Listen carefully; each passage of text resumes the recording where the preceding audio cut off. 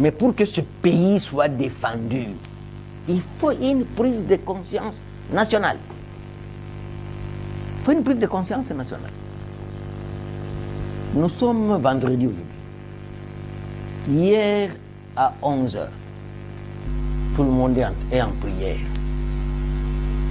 en train de prier. Jour ouvrable. Quand est-ce que ces gens vont travailler? C'est comme ça que j'ai dit dans une émission, je crois, avec Bossolo la politique, que nous avons une malédiction. L'ancien président camerounais, Amadou Ahidjo, avait laissé un testament au Cameroun en leur disant: nous, Dieu ne nous a donné ni or, ni diamant, ni cobalt, ni zinc. Celui qui ne touchera pas à la terre, il va disparaître. Il va mourir de faim. Mais Mobutu a laissé un testament dans ce pays.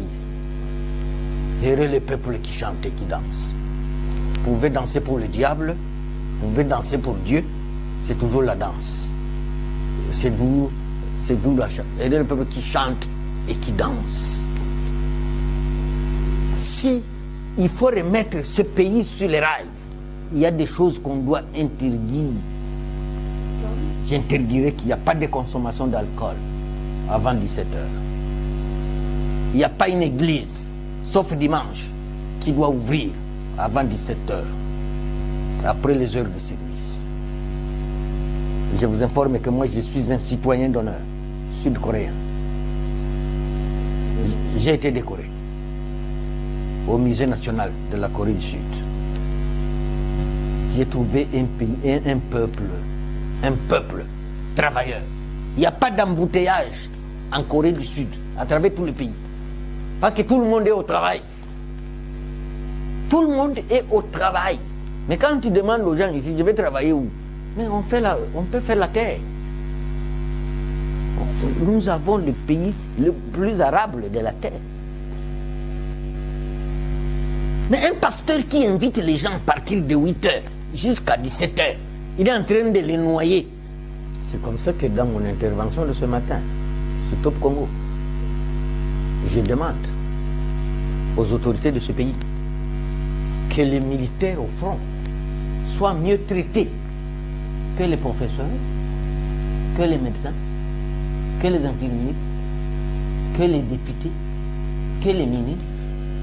Parce que si nous perdons ce pays, il n'y aura pas de ministres, il n'y aura pas de députés, il n'y aura pas de médecins, il n'y aura pas de professeurs.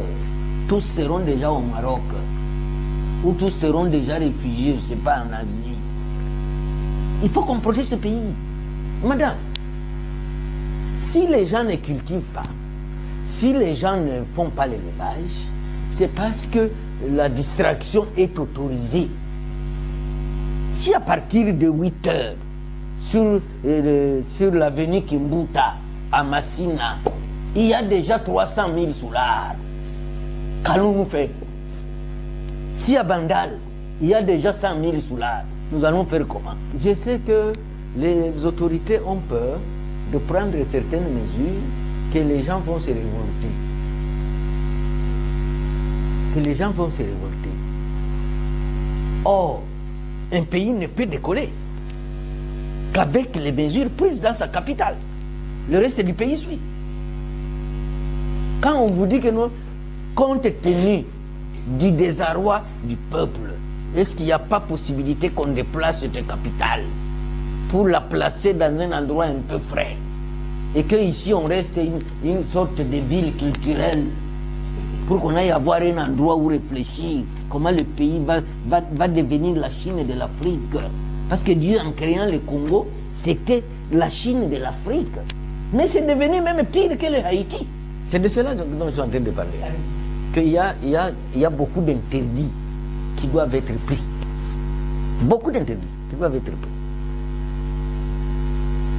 Qu'on ne peut pas consommer l'alcool avant 17h. Moi, je connais un pays africain, le Burundi, qui avait une police de contrôle pour voir, même dans la maison, ils entrent, voir s'il y a quelqu'un qui est en train de prendre l'alcool avant 17h. Les églises, en dehors de dimanche, Comment vous allez prendre les gens à 8 heures, ils commencent à s'agenouiller, ils commencent à mettre les mains à l'air. Quelles mains à l'air? Maurice Grévis dit, il n'y a que le travail qui anoblit l'homme. C'est la grammaire. C'est le travail qui anoblit l'homme. Tu ne travailles pas, tu vas vivre comment? Or, le travail ne signifie pas seulement avoir un bureau comme le mien ici, ne sais pas être ministre. D'ailleurs, cette Europe dont nous parlons, il n'y a pas un politicien millionnaire, il n'y en a pas. Ce sont les agriculteurs, les fermiers